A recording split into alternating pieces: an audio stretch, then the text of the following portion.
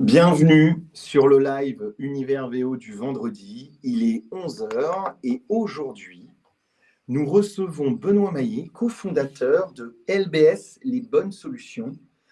Et le sujet qu'on va aborder ensemble, avant que je ne salue Benoît et le remercier pour sa présence, et bien évidemment Thibaut à mes côtés, c'est on va parler de l'après-vente, de ce lien qui nous unit, qui unit le VO et l'après-vente, et de toutes les perspectives et toutes les opportunités qu'offre l'après-vente aujourd'hui aux professionnels de l'automobile. Donc déjà, Benoît, bonjour et merci du temps que tu nous accordes. Bonjour Julien, bonjour Thibaut, et puis merci aussi de m'accueillir. C'est un réel plaisir de pouvoir communiquer sur le sujet, parce que c'est vraiment notre cœur de métier, entre guillemets, c'est l'après-vente. Et l'après-vente aujourd'hui, il y a beaucoup de mouvements qui s'opèrent. Alors, même si ce n'est pas encore totalement défini, mais il y a beaucoup de choses à en dire. Voilà. C'est parfait, on est là pour ça. Et Thibaut, bonjour. Bonjour Julien, bonjour à tous, bonjour Benoît. Ravi de prolonger encore ces lives du vendredi et en effet de pouvoir accueillir Benoît pour nous expliquer, c'est un peu l'ADN d'Univers VO, quelles sont les solutions qui existent justement pour accompagner tous ces acteurs de cette chaîne de valeur du véhicule d'occasion pour être toujours plus efficace. Exactement. Et là, l'angle d'aujourd'hui, c'est l'après-vente. C'est un sujet que nous, on prend de plus en plus à cœur. En dehors, tu parlais de l'ADN, de genèse d'Univers VO. La communauté est quand même née sur un salon dédié à l'après-vente qui s'appelle Équipe Auto. Donc, on a toujours eu ce lien avec les acteurs de l'APV. Mais l'avantage que l'on a avec Benoît aujourd'hui, c'est qu'on va pouvoir creuser un peu le sujet, de voir tout ce qui nous lie, mais surtout tout ce qui, comme je le disais en introduction, toutes les opportunités qu'offre ce marché. Donc, Benoît, comme on a la chance de t'avoir et que tu as une fine analyse de tout ça, j'aimerais que tu puisses nous dire, selon toi, quel est l'état actuel du marché de l'après-vente et nous faire, voilà, comme je le disais, une rapide analyse de ce marché actuel. Alors, aujourd'hui, le marché est constitué de grosso modo 69 000 établissements de réparation mécanique ou carrosserie. Donc, il est en baisse. Depuis 2016, il a perdu 16. Il y a 16% des acteurs qui sont partis du marché pour des raisons diverses. La non-solution pour trouver un repreneur, ça c'est beaucoup d'exemples dans le marché aujourd'hui. C'est un vrai sujet, la transmission d'entreprise. Et ça, je pense que vous devez beaucoup intervenir là-dessus. C'est comment on prépare sa transmission et on cède son entreprise. Alors, on en discutera un peu plus tard dans le défilé. Mais en effet, on est plus aujourd'hui sollicité par des acquéreurs que par des vendeurs. Les acquéreurs, c'est marrant que ça soit dans ce sens-là. Okay. Oui, c'est-à-dire que les acheteurs, ils ont plutôt tendance à dire est-ce que je vais faire le bon achat parce que c'est encore plus risqué pour eux de racheter que le vendeur de vendre. Le vendeur, il a fini son parcours, lui, ce qu'il veut, c'est céder son entreprise. Alors que l'acheteur, lui, il voit les années qui vont arriver devant lui et qu'est-ce qu'il va faire et comment il va faire. Voilà, c'est pour ça qu'on est plus axé aujourd'hui sur ce genre de demande. Par contre, on n'est pas fermé à traiter l'autre côté. D'accord Parce qu'en préparant bien son entreprise, on a peut-être plus de facilité à la revendre. Ça, exactement. Et la revendre mieux. Donc, tu disais concentration un peu du marché, on a perdu quelques acteurs. C'est ça, voilà. Grosso modo, en chiffre d'affaires global, on est autour de 21 milliards d'euros de chiffre d'affaires sur l'ensemble de l'après-vente, mécanique carrosserie. C'est en augmentation de 4,5% à peu près en moyenne. Alors, pas par le volume d'activité, faut dire les choses, par l'augmentation des prix des pièces qui a un impact assez important sur les factures et qui artificiellement monte le chiffre d'affaires. Et bon, il y a la rénovation des tarifs horaires, mais qui ne représentent pas les 4% d'augmentation. Les assureurs nous en parlent souvent d'ailleurs, ces augmentations de prix. Mais... pour y avoir travaillé, en tout cas. Pour y avoir travaillé, je connais bien le sujet. Voilà. Donc, en effet, c'est quelque chose où ils sont très attentifs, c'est le tarif horaire, l'augmentation des tarifs horaires. Et ils sont plutôt sur une base de 1,5-2% à peu près par an. Ils suivent un peu l'inflation. Des fois, ils sont un peu plus généreux pour essayer aussi de faire plaisir à leurs agrès. Mais autrement, ça ne va pas au-delà de l'augmentation, entre guillemets, de l'inflation. Voilà. Sur ces 69 000 réparateurs, on a grosso modo entre 17 000 et 18 000 carrosseries pures et dures, donc l'activité carrosserie, qui elle représente que 3,6 milliards, entre guillemets. Voilà. Donc c'est vraiment une autre activité à part entière, la carrosserie par rapport à la mécanique. D'accord ? La mécanique est beaucoup plus concurrencée sur le marché, puisqu'on a les différents types, je ne vais pas toutes les énumérer, mais on a les panneaux de marque, on a les indépendants, on a les réseaux spécialisés qu'on connaît tous, Speedy, Midas et j'en passe, c'est les meilleurs. Donc voilà un peu. Donc c'est vraiment très concurrencé. La carrosserie, il y a de la concurrence, mais elle est plutôt, entre guillemets, installés par les assureurs qui, eux, mettent des agréments et c'est eux encore en compte qui distillent les volumes et c'est pas autre chose. D'accord ? Voilà, ça c'est une première chose. Sur la marge opérationnelle qui découle de cette activité, toute activité confondue, mécanique, carrosserie, on est sur une marge opérationnelle d'environ 25%.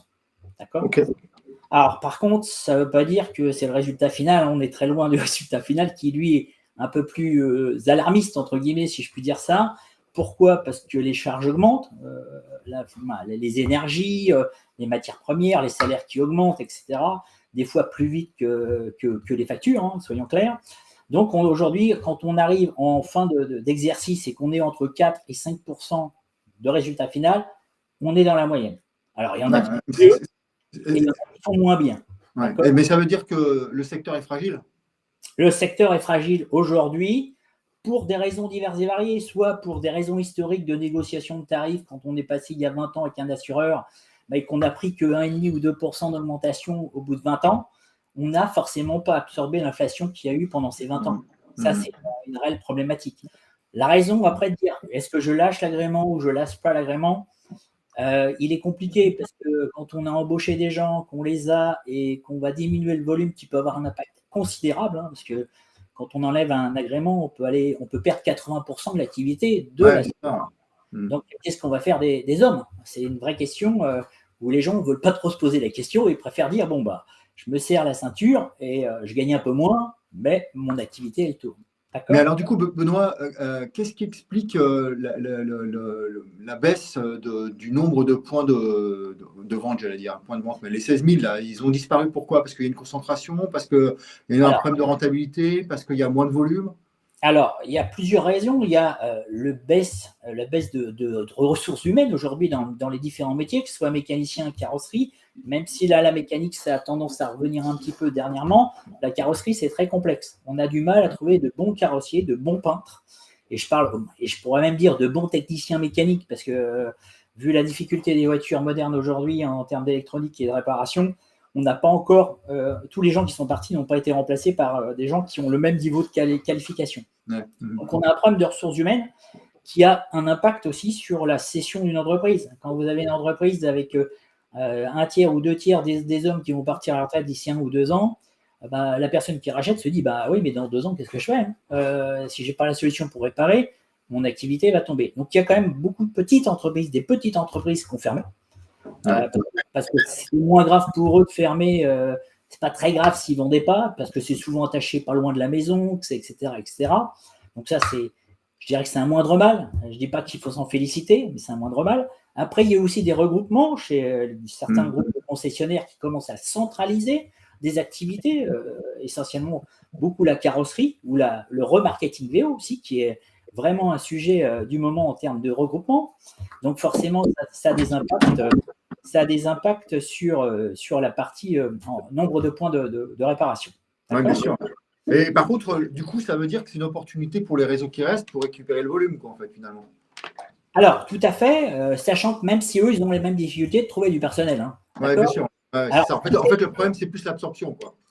Alors, ce qui se passe là, aujourd'hui, c'est qu'on a des problèmes de délai. Malheureusement, on trouve un délai de réparation rapide avec une panne électronique chez un concessionnaire, pour parler que d'eux, c'est au moins 1 mois, voire 1 mois et demi. Donc, c'est complexe. Et puis, ils ont tendance à faire passer leurs clients, entre guillemets, qui achètent chez eux, ce qui peut se comprendre ou pas, c'est une vraie question de point de vue. Mais effectivement, donc les délais sont énormément allongés sur la partie mécanique. Sur la partie carrosserie, ça peut être tendu de temps en temps, ça va dépendre un peu de la météo. Aujourd'hui, vu tout ce qui est tombé et tout ce qui s'est passé, je dirais que là, les carrosseries sont à peu près bien alimentées. Ouais, ça va. La grêle, c'est le meilleur vecteur de business. Alors oui et non.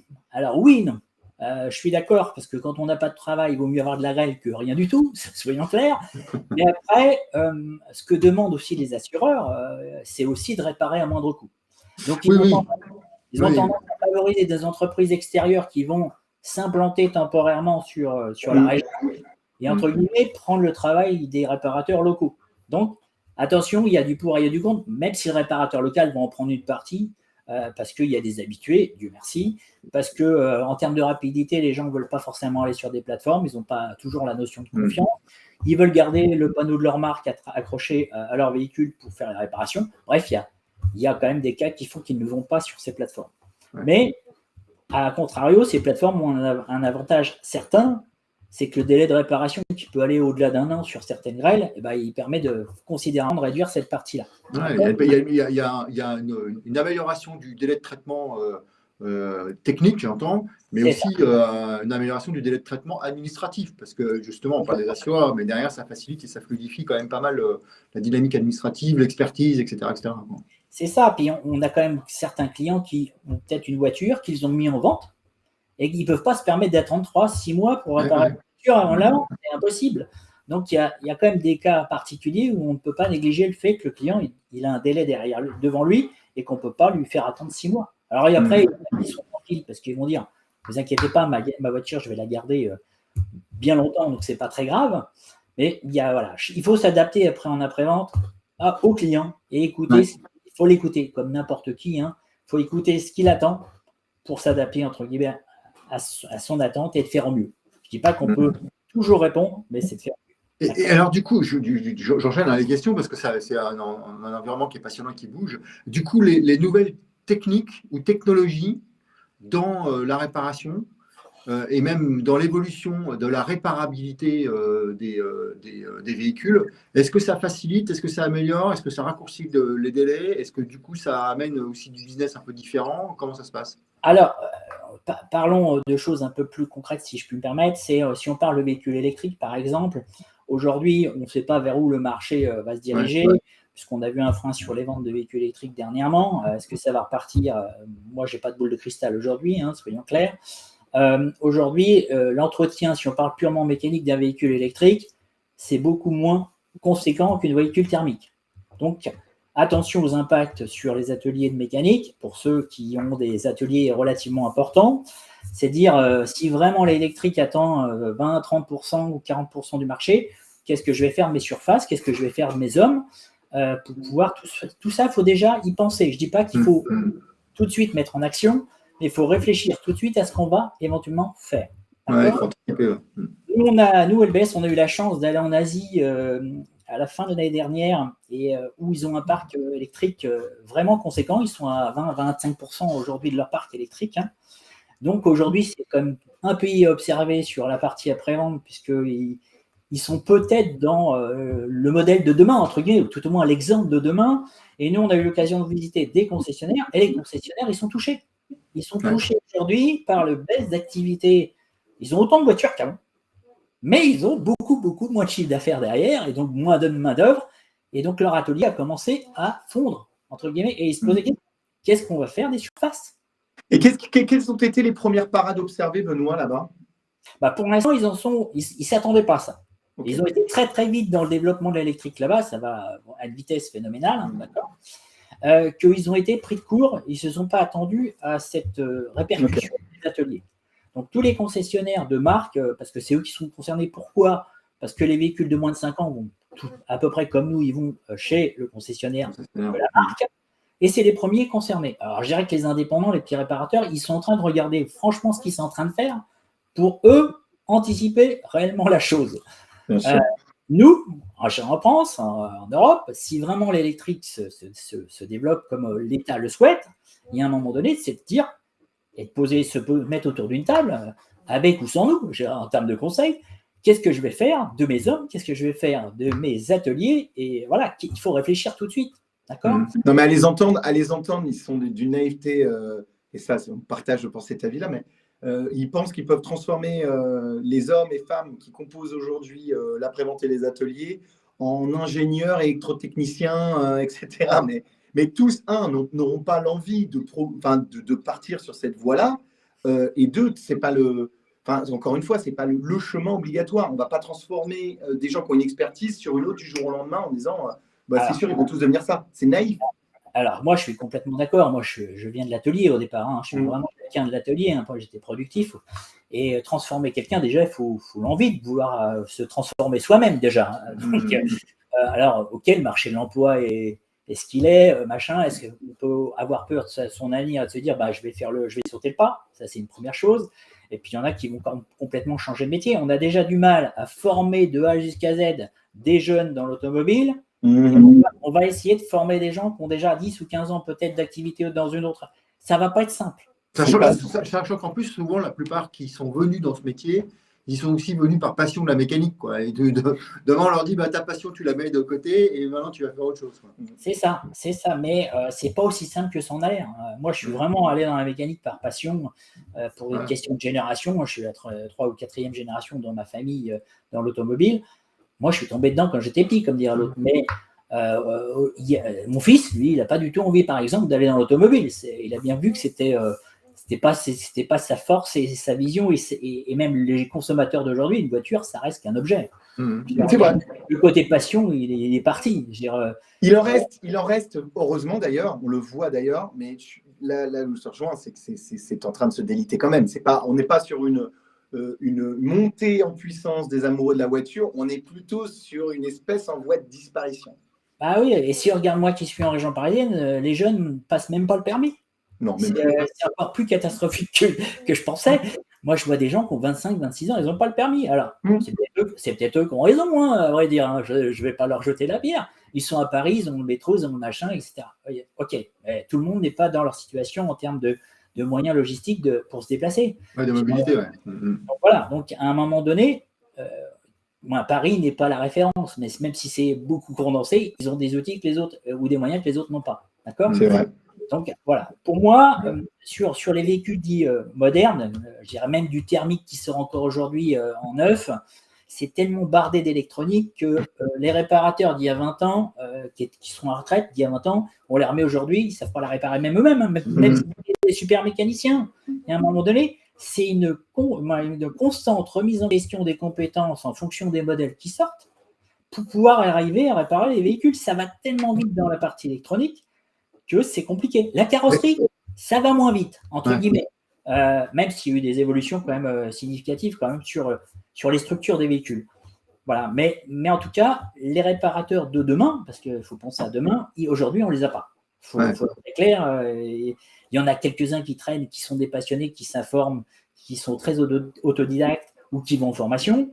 On a la chance aussi d'avoir des organismes de formation relativement importants et sympas en France. Il faut en profiter, mais tout le monde n'a pas les moyens d'investir dans la formation non plus, quoi. Mais, Benoît, est-ce que c'est pas aussi une stratégie, je mets ça un peu sur la table, un peu comme un sujet, un questionnement, mais est-ce que c'est pas aussi une stratégie des constructeurs de faire évoluer régulièrement tous ces outils avec un peu plus de techno, un peu plus de machin, un peu plus de trucs pour justement conserver l'après-vente au sein même de actualiser le marché, quoi. Ouais, c'est ça, exactement. Alors, en effet, je pense qu'il y a une volonté des constructeurs, ça c'est sûr, mais il y a aussi les pouvoirs publics qui imposent des normes de pollution, qui imposent des équipements au jour le jour de plus en plus conséquents sur les véhicules pour éviter d'avoir des accidents. Donc, on ne peut pas tout mettre sur le dos des constructeurs. Non, bien sûr. Voilà. Parce que je ne suis pas sûr que se remettre en question à chaque voiture pour refaire une voiture et changer toute la conception soit ce qui soit le plus économique pour eux. C'est pas rentable. D'accord ? Donc, c'est beaucoup d'études, c'est beaucoup d'ingénieurs, c'est pareil, c'est des denrées rares aujourd'hui, spécialisées dans des domaines très particuliers comme l'automobile. Donc, je ne sais pas. Je pense que c'est une conséquence de ce qui se passe sur la globalité du marché. Aujourd'hui, tout le monde veut être marque premium. Voilà. Ils veulent tous être premium, mais c'est vrai, je dirais. Mais c'est vrai que le prix de la voiture ayant tellement évolué qu'au final, on arrive de plus en plus un peu partout des prix de voitures premium. Donc, le meilleur exemple, c'est Dacia. Regardez le prix d'une Dacia aujourd'hui et lorsque ça a démarré. Non, mais moi, j'ai vu le prix. Plus du double.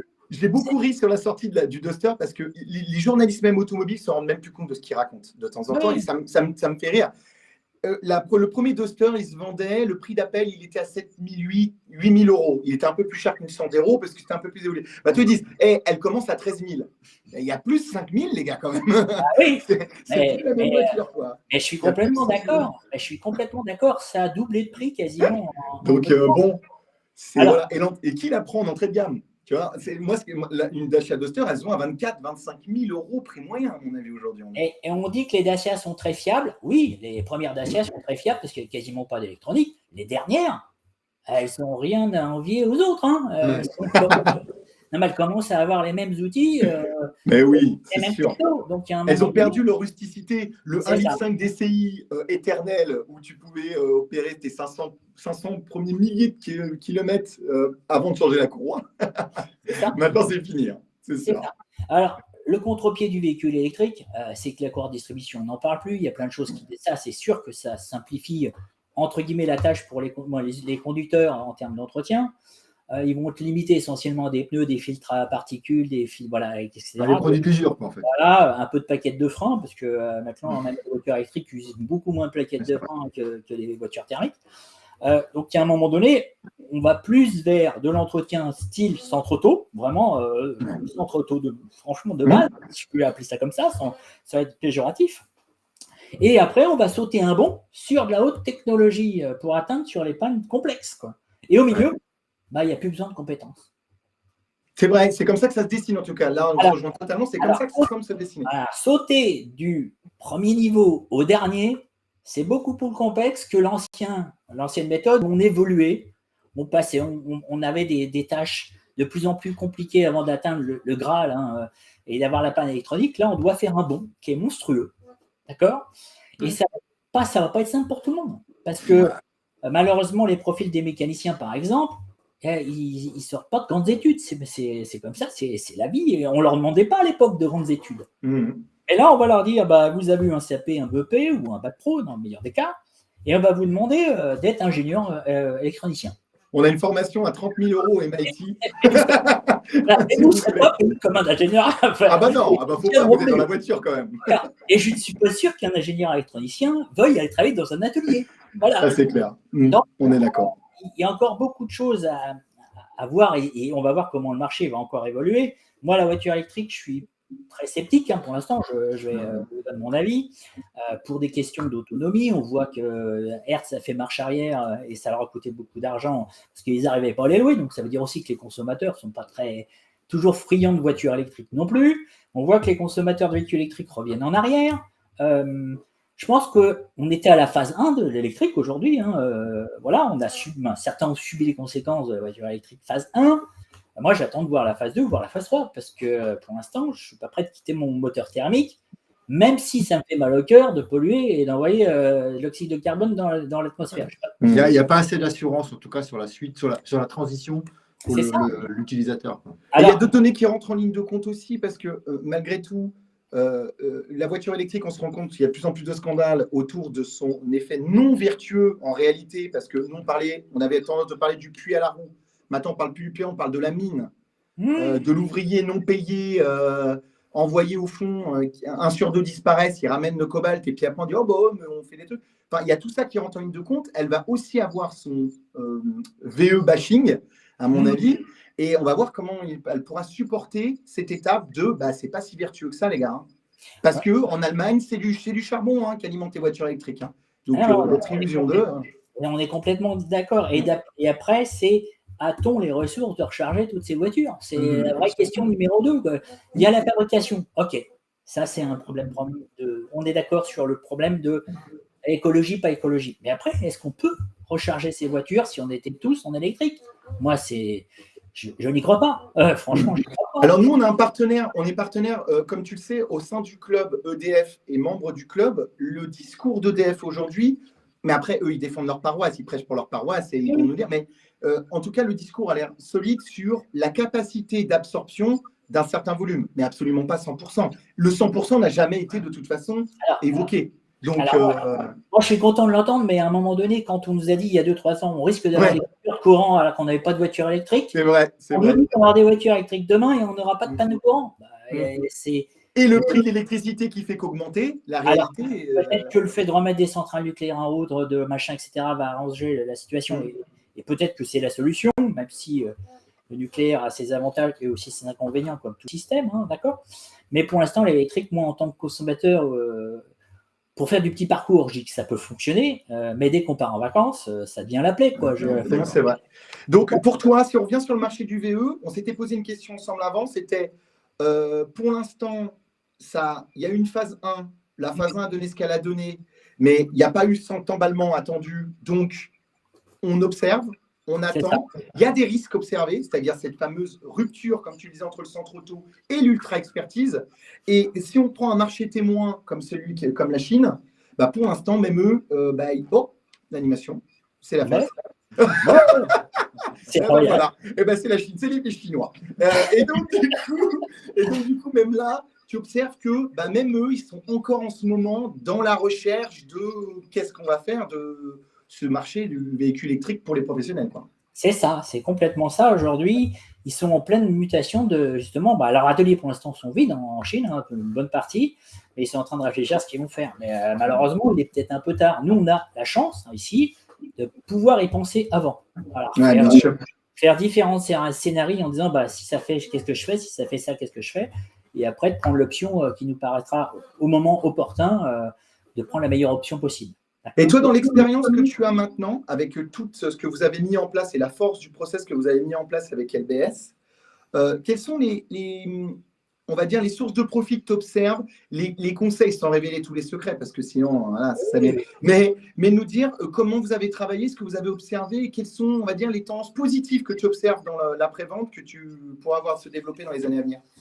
Alors, nous, on part toujours d'un constat.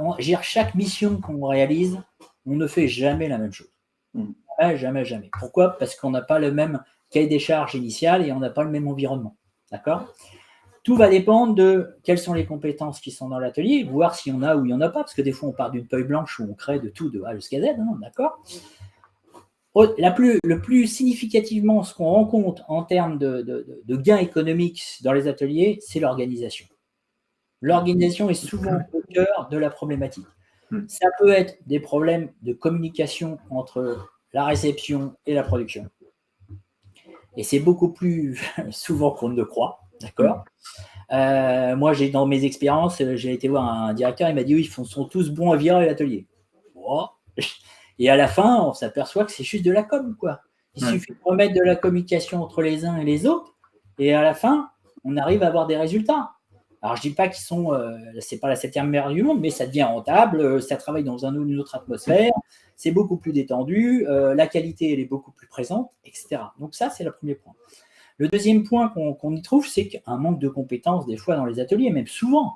Donc, à un moment donné, il y a des réparateurs qui n'ont pas fait le geste de faire des formations ou de remettre à niveau certaines personnes, et donc qui travaillent comme il y a 20 ans. Aujourd'hui, les voitures d'il y a 20 ans, ce n'est pas les voitures d'aujourd'hui. On l'a dit. Donc, à un moment donné, il faut les accompagner à changer. Donc, l'accompagnement au changement, ça paraît simple, mais ce n'est pas si simple que ça. Changer les habitudes, c'est très compliqué. Pour ceux qui fument, arrêter de fumer, c'est très compliqué, alors que ça paraît simple de dire j'arrête d'acheter les cigarettes, mais ce n'est pas si simple que ça. D'accord? Donc, tout ça, c'est un travail de longue haleine à faire avec des équipes, avec des hommes, avec des êtres humains, avec des équipes, parce que c'est un travail collectif et pas un travail individuel. Donc, ça, c'est la deuxième chose. Après, il y a la partie, ce qu'on appelle agencement d'atelier. Souvent, les ateliers ne sont pas toujours bien conçus. Voilà. Au bout d'un moment, on dit tiens, je vais acheter une cabine de peinture, tiens, on va la mettre là. Ok, on change. C'est pas à savoir pourquoi on l'a mis là, mais on l'a mis là. Elle rentre, super, elle passe sous le toit, nickel. Bon, voilà. Mais en fin de compte, ça perd tout le reste. Donc, à un moment donné, il vaudrait peut-être mieux pas faire d'investissement si ça gêne le reste de l'activité. Tout ça, ça s'étudie. Donc, nous, notre rôle, c'est on fait un petit diagnostic de ce qu'il y a. On fait une étude de la structure, de l'humain, de l'organisation, des équipements, etc. À partir de là, nous, on fait un bilan de tout ce qu'on a pu voir. D'accord? Souvent, les chefs d'entreprise disent non, mais l'ARH, laissez-moi, je m'en occupe. Nous, on le fait quand même parce que souvent, ça impacte tout. D'accord? Après, le chef d'entreprise, il en fait ce qu'il veut. C'est son choix et moi, je ne suis pas là pour imposer. Nous, on n'est pas là pour imposer, de dire celui-là, il faut s'en séparer, celui-là, il faut le former. Non, nous, ce n'est pas notre rôle. Nous, on dit là où il y a les lacunes et qu'est-ce qu'on pourrait mettre en place pour enlever ces lacunes. Pour combler les lacunes. Et ces lacunes, c'est pour gagner à la fin, hein, c'est pour gagner de la marge, hein, c'est pas pour faire plaisir à Pierre, Paul ou Jacques pour qu'il ait une demi-journée de congé supplémentaire. Si peu, tant mieux, mais c'est surtout pour l'entreprise se porte mieux et que derrière, ça soit plus sympa, que les délais descendent, que la qualité augmente, etc. Ouais, c'est vertueux de toute façon après. Hein. Voilà, c'est vertueux, exactement. Donc voilà, on intervient sur tout ce périmètre. Bon, à force de traiter des dossiers, on a élargi nos prestations puisqu'on nous demande d'accompagner les architectes parce que les architectes ne sont pas toujours spécialisés dans l'auto. On nous demande de suivre les travaux pour être sûr que tout est bien fait dans les règles de l'art. Est-ce que les énergies seront bonnes? Est-ce qu'il y a du 220, du 380, etc. etc. Mais ça, c'est vraiment… Là, vous retirez quand même une zone de stress énorme parce que qu'est-ce que ça crée comme… ça crée des problèmes. Turbulence. Et puis, c'est avoir des rallonges électriques, c'est des accidents qu'on évite, de travail, c'est plein de choses qu'on ne voit pas derrière, mais qui peuvent avoir des impacts importants sur la productivité. Quelqu'un qui est en arrêt maladie ou en accident de travail, il coûte encore plus d'argent à l'entreprise, quoi. Donc, à un moment donné, on ne peut pas se permettre ça dans un secteur qui est tendu. On l'a dit tout à l'heure dès le départ, on ne peut pas. Donc, on n'a pas assez de bonhommes, on ne peut pas se permettre ce genre de choses. L'intérim, c'est pas extraordinaire.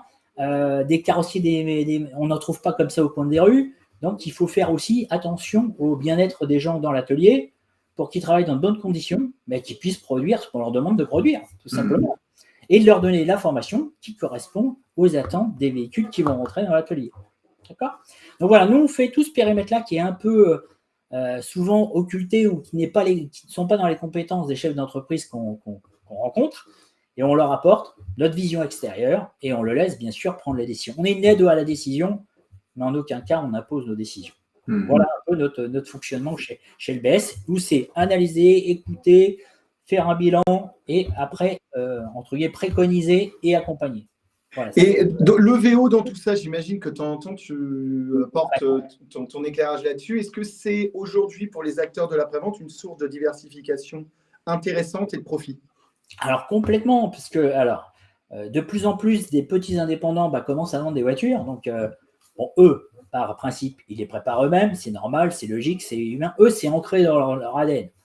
Sur des concessionnaires, par exemple, on s'aperçoit que des concessions, des fois, sous-traitent leur marketing VO à des carrosseries extérieures. Pourquoi? Parce que si on l'emmène dans l'atelier en interne, alors qu'ils ont une carrosserie, ça va nous coûter plus cher que de l'emmener à l'extérieur. Ça, on l'entend de temps en temps. Ouais. Ça me rappelle les chefs d'atelier qui allaient sur le parc Néo à l'époque et qui sélectionnaient des voitures en disant tiens, je vais faire des heures. Celle-là, elle part en entraînement. C'est ça. Et le pire, c'est quand on va en carrosserie, il fait mais moi, ça ne m'intéresse pas de faire des VO. Je suis obligé de facturer 40 € de l'heure alors que moi, un client, c'est 90. Ouais. Donc, en fin de compte, le chef d'entreprise de l'établissement, il a créé une concurrence dans sa propre entreprise à faire en sorte que on ne répare pas les voitures chez lui. Et le pire, c'est quand on va en carrosserie, il fait j'ai pas assez de boulot ce mois-ci. Alors qu'on alimente le petit concurrent du coin. Tout ça, c'est de l'analyse, c'est de l'écoute, et puis après de comprendre pourquoi ça ne marche pas. À un moment donné, il faut savoir aller voir le responsable de la carrosserie en disant voilà, ça fait partie de ton périmètre, tu vas faire des VO. Bien sûr que ça ne rentre pas dans tes objectifs, parce qu'il faut savoir faire les parts des choses pour les objectifs globaux. Et derrière, ça fonctionne 10 fois mieux. Et en plus, là, l'entreprise globale, elle gagne de l'argent. En fait, là, on parle beaucoup finalement de management. C'est surtout du management. Mais ça va jusqu'à ce niveau-là. Et c'est malheureux. Des fois, ils ont des volumes qu'ils ont eux-mêmes. Mais non, ils ne les réparent pas eux-mêmes. C'est impressionnant.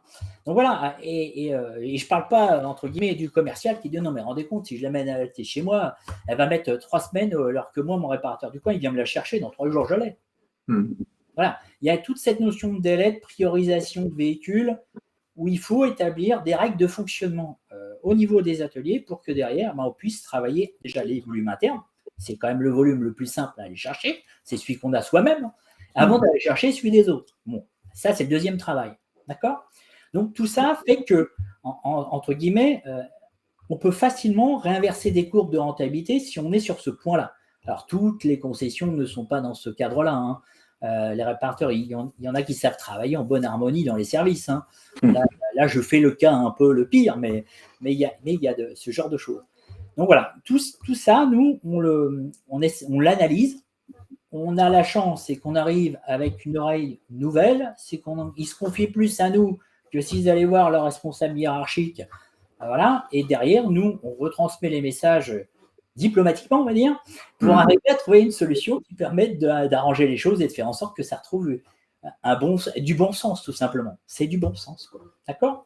À travers ça, nous, on est capable d'accompagner, parce que dire il faut faire ça, c'est relativement simple. Maintenant, faire en sorte que ça soit appliqué jusqu'à avoir les résultats finaux, nous, on accompagne donc les responsables dans leur démarche, dans leur façon de distribuer le travail, dans la façon d'animer leurs équipes, parce que ça, c'est important. Le fait aussi de dire, moi, je vois souvent des réparateurs qui font des réunions, c'est super, je suis très content de le savoir, mais alors, c'est OK choral. Que des reproches. C'est que des reproches. Et moi, je leur dis, mais non, il faut aussi dire les choses bien. Il y a un moment donné, ils ne font pas que des choses mal, quand même, au bout d'un moment. Donc, il faut savoir faire la part des choses et dire, ça, c'est bien, on a fait X voitures, sur X, on a eu qu'une remontée négative, on a quand même X bonnes remontées, il faut qu'on s'améliore encore. Et voilà, et on enchaîne sur des points moins sympas, mais au moins, on a fait du positif. Puis aussi de mettre en valeur quelqu'un qui aura fait une action sympathique dans l'atelier et pas dire bon les gars ça va pas, vous allez trop au café, machin. Ça c'est ce qu'on voit et les gens en fin de compte ils font une réunion, ils sortent de la réunion, ils sont plus abattus qu'au début et on leur demande derrière d'être plus productifs. Ça marche pas quoi. Non, on est encore sur du management. Le management sur les carrosseries des ateliers mécaniques c'est indispensable, mais pas forcément celle qui est appliquée aujourd'hui. Non, mais c'est certain. Il y a c'est une grosse problématique qu'on constate dans plein de métiers différents. Hein. C'est que le management en France est pas assez formé, pas assez expliqué. Même les écoles qui forment au management, je trouve parfois ne sont pas assez efficaces sur ce qu'elles sortent. Quoi. C'est un manque de terrain. Tout simplement, il faut aller sur le terrain, il faut constater, il faut le voir. Moi, j'ai eu la chance, j'ai été des deux côtés. Donc, au bout d'un moment, on voit que si on nous parlait comme ça, ça ne marcherait pas. Si on est de l'autre côté aussi, qu'on répond comme ça ne marche pas. Et au bout d'un moment, il faut trouver le bon système pour que ça fonctionne. Mais ça prend du temps. C'est énormément. Exactement. Et pour conclure, Benoît, toi, ce marché de la prévente, comment tu le vois? Parce que, comme tu dis, tu n'as pas de boule de cristal, mais tu es quand même optimiste. Tu penses que c'est un marché qui va pouvoir se réinventer, se renouveler? On parlait de mutation, où tu te dis, je ne veux pas me projeter. Je vais te donner mon avis. Bon, personnellement, dans tout changement, il y a des opportunités. Ça, c'est sûr et certain. D'accord ? Le problème, c'est des fois de ne pas trop se lancer trop tôt parce qu'on ne sait pas si l'opportunité va être concrétisée. Ça, le marché va être concret. Donc, ça, c'est une vraie question qu'il faut se poser. Préparer, oui. Appuyer sur le bouton tout de suite, peut-être pas. D'accord ? Donc, forcément, moi, je suis très optimiste. Pourquoi ? Parce que de toute façon, même si on nous dit qu'il faut prendre son vélo, etc., ce que je conçois qu'il faut faire de temps en temps, tout le monde ne peut pas le faire. On n'est pas tous en plein centre-ville dans des grosses agglomérations. Et quand on est commercial et qu'on doit aller sur X départements, le vélo, au bout d'un moment, on ne verra pas beaucoup de clients. Voilà. Donc ça, c'est la première chose. Donc forcément, il y aura toujours des voitures. D'accord ? Que ça soit électrique, qu'elle soit hybride, qu'elle soit hydrogène, qu'elle soit thermique, il y aura toujours l'entretien, il y aura toujours des travaux à faire sur le véhicule. D'accord ? Après, c'est de dire vers où je pense qu'on va aller. Pour l'instant, il est, je pense, trop tôt pour changer le curseur. Maintenant, commencer à s'intéresser au sujet en disant qu'est-ce qu'il faut pour faire ça, ça, ça et ça. On parle beaucoup de réparation de batterie, etc., avec des investissements qui sont pour l'instant pas forcément très cadrés par des lois, parce que c'est quand même relativement dangereux, il faut dire les choses comme elles sont. Les véhicules d'hydrogène aussi qui commencent, c'est des prémices, on va dire, où il n'y a pas de réglementation officielle, voilà. Donc, où est-ce qu'on va aller? Est-ce que l'investissement ne sera pas plus cher que l'entretien? C'est une vraie question qui est encore un peu nébuleuse aujourd'hui. Alors, on a la chance, nous, on a des expériences sur notre territoire sur ça, et nous, on a la chance d'y être intégré. Donc, on voit ça d'un œil plus proche que certains, peut-être. Donc, sur l'entretien, attention, la remise en question, il ne faut pas aller trop vite. Par contre, il faut se préparer. Il faut former peut-être 1 ou 2 personnes à réparer ce genre de véhicule, voir s'ils arrivent à s'intégrer dans ce mode de réparation, puisque c'est nouveau. D'accord ? Parce que ce n'est peut-être pas les mêmes profils qu'il faudra demain. Aujourd'hui, je ne sais rien. D'accord ? Sur la carrosserie, là, c'est un peu plus simple, entre guillemets, c'est que ça reste de la tôle ou du plastique ou de l'aluminium, bref, voilà. Donc après, il faut quand même du matériel relativement onéreux. Le problème de l'investissement de la carrosserie, c'est quoi qu'on veut faire en volume, il faut au moins une cabine de peinture. Donc ça, avec un labo, ça c'est normé, c'est obligatoire. Donc il faut un minimum de volume pour pouvoir faire cette activité-là. D'accord ? Alors je dirais que pour ceux qui vendent du vélo, mais qui ne font pas encore d'entretien du tout, de remarketing. La mécanique, ce n'est pas un gros investissement pour débroussailler une partie du remarketing, puisqu'on est sur du véhicule récent, on est sur du petit entretien, on peut sous-traiter le reste chez un réparateur local si on n'a pas besoin, si on veut pas d'électronicien entre guillemets. Ça, c'est un investissement qu'on peut faire relativement facilement, d'accord ? Surtout qu'aujourd'hui, il y a du matériel relativement abordable chez pas mal d'équipementiers, d'accord ? Sur le plan carrosserie, l'investissement, il est quand même relativement conséquent. Il faut un minimum de volume pour pouvoir se lancer dans l'histoire, quoi.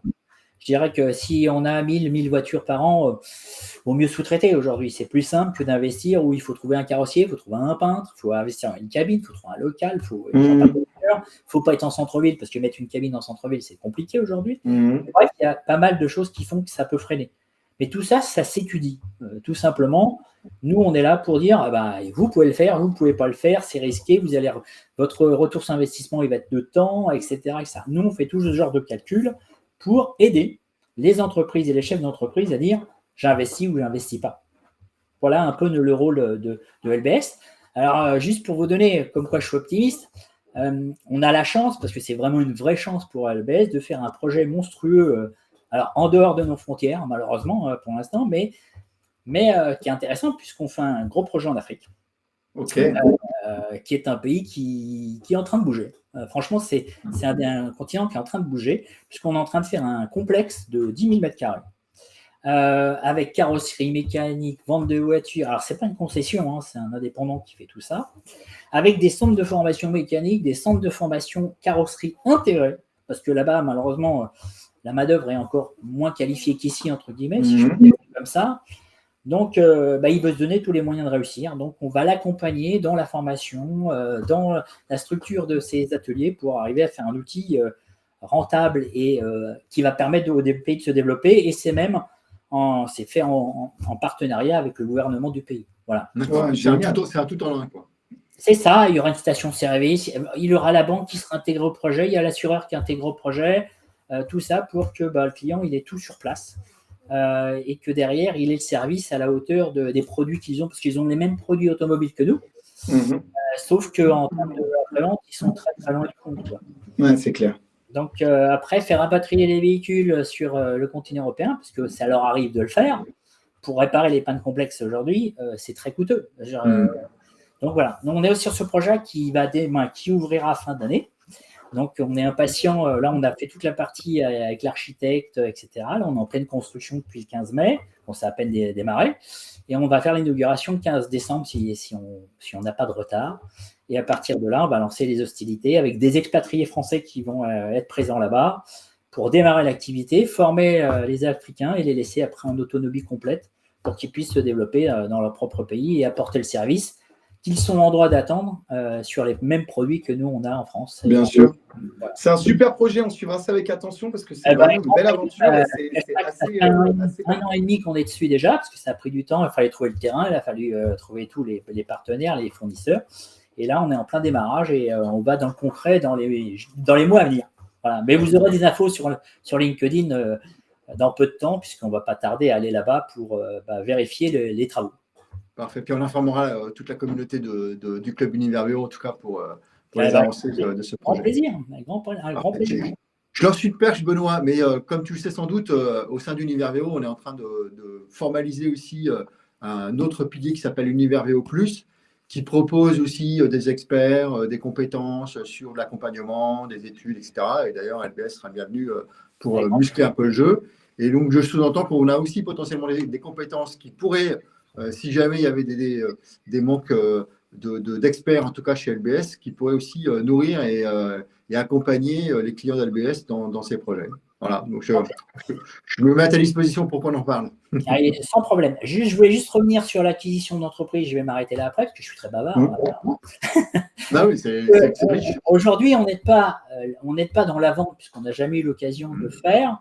On aide dans l'achat, d'accord ? Mais en fin de compte, c'est le même travail à l'envers. Hein. C'est de dire, voilà, vous achetez, ça on sait faire, vous vendez, qu'est-ce qu'il faut faire pour vendre votre entreprise, quoi. Parce que y a des gens qui pensent que les agréments, ils sont transmissibles. Ça, c'est archi faux. Ils pensent qu'il y a plein de choses qui vont se transmettre. Il y a tellement de données, ne serait-ce que même son bilan. Enfin, moi, je sais que j'ai beaucoup suivi ce dossier il y a 10 ans, où je voyais beaucoup d'acteurs qui tombaient de l'armoire en apprenant que leur boîte ne valait pas ce qu'ils imaginaient, qu'ils n'avaient pas préparé leur bilan, ne serait-ce que leurs écritures comptables. Rien ne donnait envie. Ils disaient, mais non, nous, ce qu'on lit, c'est pas ce que est ton entreprise parce que tu n'as rien préparé. Comme dit, les contrats, la transmission des contrats, des agréments, etc. Et ça, pour moi, c'est crucial. Les chefs d'entreprise, tous ceux qui nous suivent, qui verront la rediffusion, etc., on ne transmet pas une entreprise sur un coup de tête. C'est un travail préparatoire qui prend 3-5 ans, mais il faut se préparer. Il faut déjà se projeter. Voilà. Et ça, je pense qu'un acteur comme LBS, c'est évident, peut être fondamental dans l'accompagnement des entreprises. Avec grand plaisir, si vous avez des cas comme ça qui remontent chez vous, on peut remonte. S'y associer sans problème, aucun problème pour nous. Ouais, pas de souci. Bon, merci encore, Benoît, pour le temps. Merci à vous. Pour toutes ces données et cet échange qui était très riche. Et au final, le temps, encore une fois, est passé très, très vite. Oui, comme souvent. On pourra en parler pendant des heures. Exactement. Ouais. C'est les métiers de passion encore. C'est ça. Et donc, du coup, à tous les membres de la communauté qui ont vu le live ou qui le verront en replay, merci aussi pour votre fidélité et votre audience. Et on se retrouve la semaine prochaine. Ce sera pour le live numéro 43 du Club Univers VO. Benoît, déjà. À très bientôt. Merci beaucoup. Benoît, à bientôt. Bonne journée à tout le monde. Merci. Au revoir.